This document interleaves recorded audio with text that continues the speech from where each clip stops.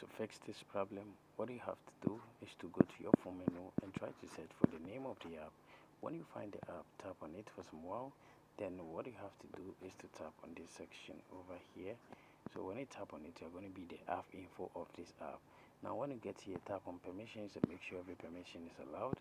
Go back and tap on notifications and make sure this your notification is turned on. Now go back, tap on storage and cache, then you tap on the clear cache to clear the cache. Go back and tap on force stop, then you tap on OK. After doing this, tap on mobile data and Wi-Fi and make sure this background data is turned on. After doing all this, what you have to do is to go to Google Play Store and check for the latest update of this app. So if you are seeing open over here, which means you have the latest update. When you are seeing update over here, just tap on it to get the latest update.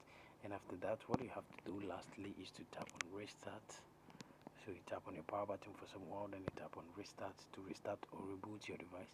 After doing this and it's not working, what you have to do is to go to your settings.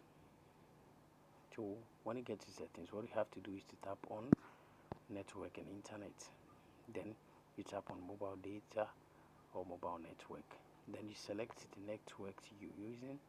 Then after that, what you have to do is to just tap on advanced, then tap on preferred network type.